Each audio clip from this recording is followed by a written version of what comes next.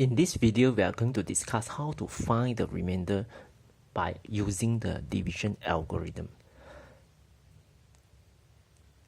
Of course, you can find the remainder using long division, but in this question, it was stated that without using long division, find the remainder when this polynomial is divided by this.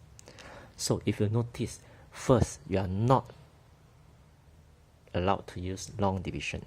Second, this is a quadratic divisor, so you are not able to use the remainder theorem, and you are not able to use the long division. So how are you going to solve these questions?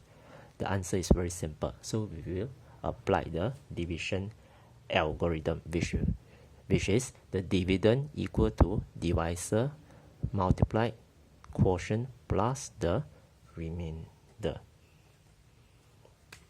So this is our dividend.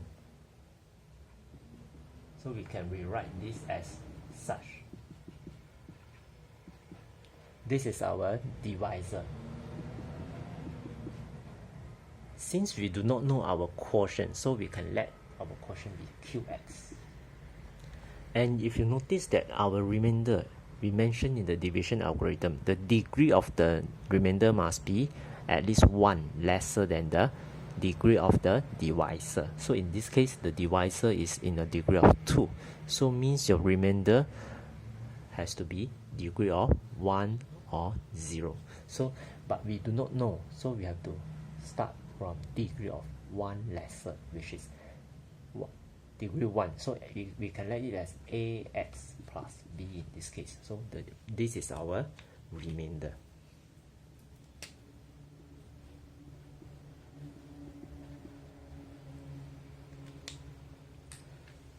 So if you notice, you can actually further factorize this.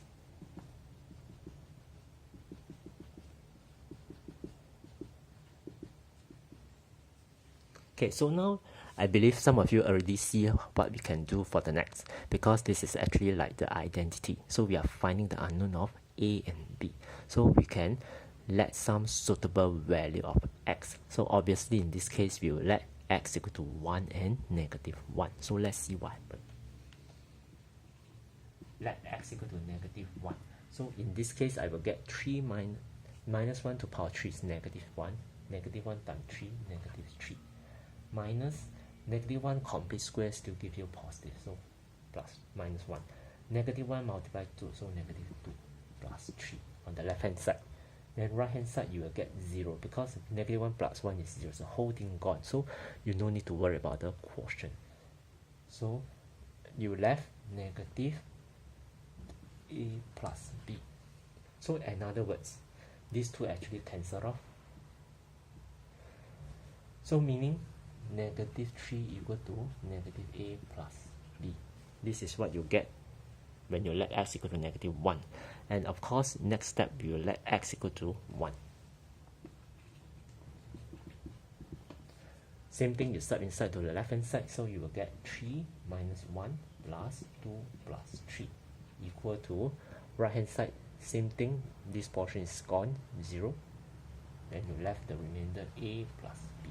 So in other words, 3 plus 3, 6 minus 1, 5 plus 2, 7. So a plus b is 7. So with this, you can solve the simultaneous inequality. Okay, so you can just add them together. Right, so you get 4 equal to 2b. Right, basically mean b is equal to 2. And with this 2 value, b value sub this into, let's say, equation 2. So you get a equal to 7 minus 2, which is 5. So with this, we can conclude that the remainder is ax plus b. So 5x plus b is 2. So your remainder is 5x plus 2. This is a very important concept for the division algorithm to find the remainder. And many of the students are not able to do these questions. from my experience, more than 90% of the.